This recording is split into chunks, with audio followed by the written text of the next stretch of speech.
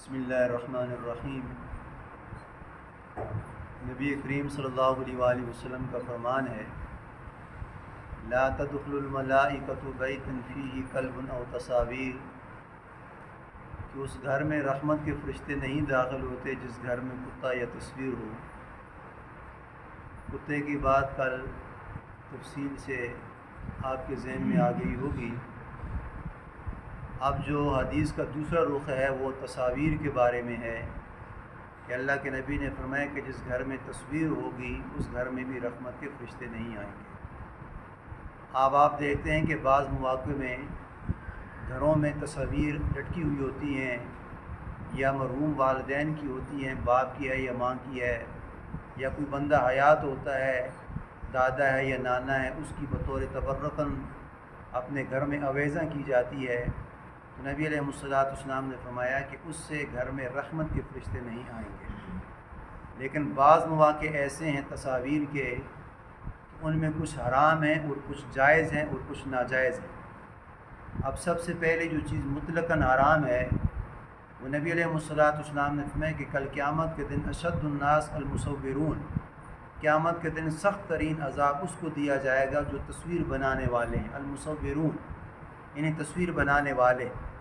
اب اس تصویر سے کون سی مراد ہے کہ جو پینٹنگ کی جاتی ہے، یعنی اپنے ہاتھ سے تصویر بنا رہا ہے، چاہے وہ جاندار کی تصویر بنا رہا ہے اپنے ہاتھ سے یا انسان کی تصویر بنا رہا ہے، تو اللہ کے نبی نے فرمایا کہ یہ کل اس شخص کو سخت ترین عذاب کے اندر مبتلا کیا جائے گا، اس لیے کہ یہ اپنے ہاتھ سے پینٹ کر رہا ہے، چاہے جاندار کی تصویر بنا رہا ہے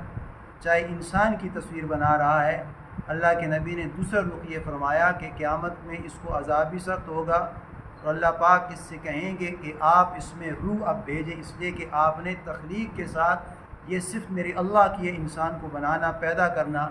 لیکن آپ اس کی تخلیق کے اندر ایک چیز اور ایڈ کر رہے ہیں، اپنے ہاتھ سے اس کی مصور تصویر بنا رہا ہے۔ تو اللہ کے نبی نے فرمایا کہ کل اس کو حکم ہوگا کہ اس کے اندر آپ روح پھونکیں، تو یہ مطلقاً حرام ہے۔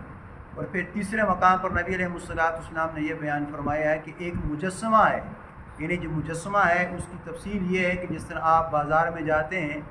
جو گارمنٹس کی دکان ہے یا بوتیک کی دکان ہے یا کپڑوں کی دکان ہے، اس میں آپ دیکھتے ہیں کہ بت کھڑے ہوتے ہیں، مجسمے ہوتے ہیں، اس کے اوپر عورتوں کے ڈریس آویزاں کیے جاتے ہیں، کپڑے بنائے جاتے ہیں تاکہ دیکھنے والوں کے لیے نمایاں ہو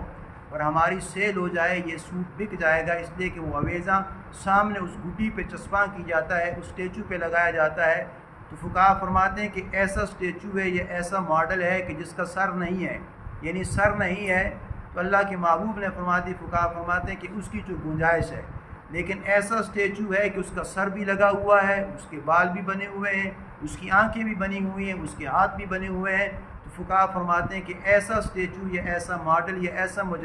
ایسا مجسمہ ہے کہ جس کا سر بھی ہے، اس کی آنکھیں بھی ہیں، اس کا کان بھی ہے،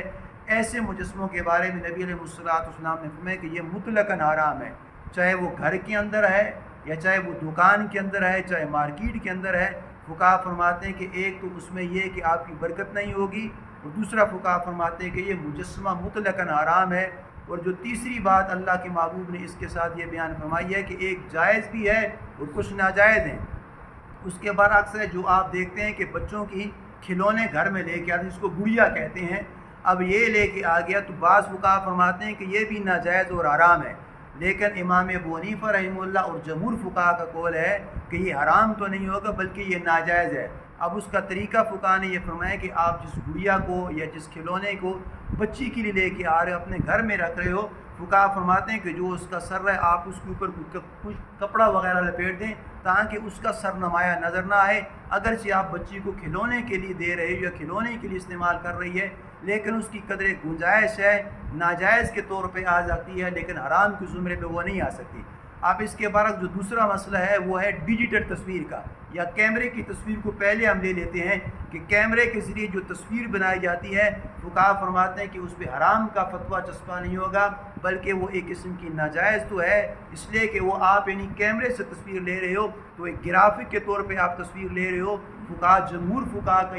یہ فتویٰ ہے کہ وہ ناجائز تو ہو سکتی ہے لیکن وہ حرام کے زمرے میں نہیں آ سکتے، اس لیے کہ معاشرتی ضرورت ہے۔ اب معاشرتی ضرورت کیا ہے کہ پاسپورٹ کے لیے بھی آپ اس کو استعمال کر سکتے ہیں، ID کارڈ کے ذریعے بھی استعمال کر سکتے ہیں، یا آپ نے دیکھا ہوگا چوروں کو تلاش کرنے کے لیے تصویر آویزاں کی جاتی ہے، اس کے لیے بھی آپ استعمال، یعنی معاشرتی ضرورت ہے بامر مجبوری آپ اس تصویر کو استعمال بھی کر سکتے ہو۔ اگر آپ اپنے گھر کے فنکشن میں اس یعنی کیمرے کے ذریعے تصاویر کا استعمال کر رہے ہو تو فقہا فرماتے ہیں کہ وہ حرام کے زمرے میں نہیں آئے گی، بلکہ آپ وہ ناجائز استعمال کر سکتے ہو، یعنی یہ جائز اور ناجائز کی بات ہو سکتی ہے لیکن یہ حرام کے زمرے میں نہیں آئے گی۔ اور جو چوتھا مسئلہ یہ ہے کہ ڈیجیٹل تصویر کا جو کیمرے کے ذریعے استعمال کی جاتی ہے یا لائیو ٹرانسمیشن چلی جاتی ہے، تو یہ ایک دفعہ میٹنگ ہوئی 2 مہینے متواتر، جس میں مفتی تقی عثمانی صاحب بھی بڑے بڑے مشائخ آئے تھے۔ یہ 2 مہینے مکمل جو کانفرنس ہوئی ہے وہ ڈیجیٹل تصویر کے بارے میں ہوئی ہے، اور آخر کار یہ فتویٰ نکالا ہے کہ جو ڈیجیٹل تصویر ہے